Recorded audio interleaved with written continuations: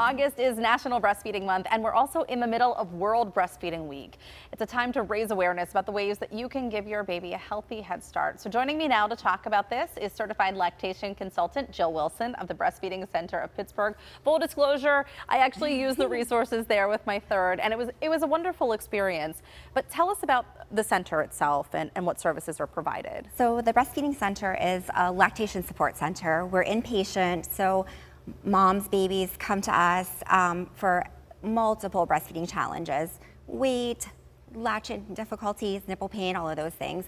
So they come to us and they meet with a lactation consultant for about an hour, and we work on those challenges. We watch a feeding, we go over feeding history, and then at the very end, they meet with one of our medical providers, and then together, all of us, medical provider, myself, and the family puts together a feeding plan that will help that family reach their breastfeeding goals. I know when I came in, it was a time of desperation for me. I was tired, baby was tired, and we were trying to get to the bottom of what was going on there. And do you find that a lot of moms come in and they are just at their wits' end? They think it's going to be easy, and then you start breastfeeding and you realize it's not as easy as you may think. Yeah. I mean, we definitely have moms who come in and their expectations have definitely changed as they've gotten into breastfeeding. But when we have those type of situations, you know, our goal is always to find a plan that works for everybody, right, mom or baby. And sometimes they can come in with one idea of what their visit's going to look like, but they leave with something different. But it's a plan that we feel good about them having, and they feel good about implementing once they get home. So what are the benefits of breastfeeding? So there's benefits for mom, baby, environment, society.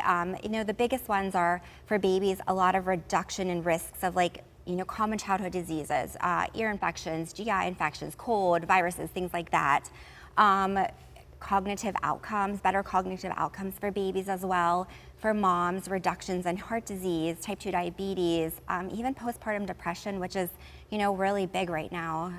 So that cost reduction for the family, environmental benefits. There's no manufacturing costs or a waste left over. So let's talk about some of the misconceptions of breastfeeding too, and the stigma, because I do think that some women are still uncomfortable to be able to feed their babies like this in public. Yeah, and I think that's gotten better. I do too.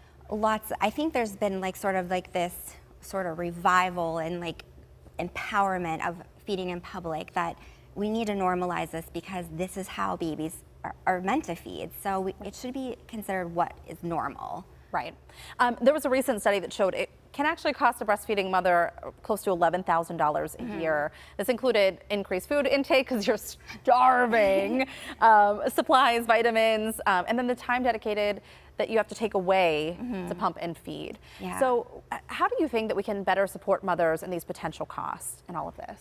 I mean, universal postpartum care, better maternity care, paid maternity leave for everybody across the board. That would be helpful for every mom, especially the ones who, they don't have access to good resources. More access to lactation care. We need to support all moms in all aspects. It's so funny you say that, because I immediately thought of some of my teacher friends who have planned their pregnancies so that they can be off during the summer when they don't have to use any of their sick time. Oh yes, we see teacher season at the Breastfeeding Center, right, where we see them either having their babies in early spring, so they can have 3 months of maternity leave, 3 months in the summer. Right. Yeah. And is there anything else that you think people need to know about breastfeeding and any misconceptions about it? I think the biggest misconception is that people think that breastfeeding is all or nothing. You either have to breastfeed and there's no other option, but we know that it's flexible. You can breastfeed, you can pump, you can breastfeed and formula feed. So I think that that's the biggest misconception, is that it's not flexible, but it's actually really flexible, and we can always find a breastfeeding plan that works for any mother. That's great. Thank you so much, you're Jill. welcome. And you're not going anywhere. She's actually going to stick around. And you please stick around too, because coming up next on the show, we're telling you about a new study out of Pitt that hones in on the positive benefits of breastfeeding. We'll be right back.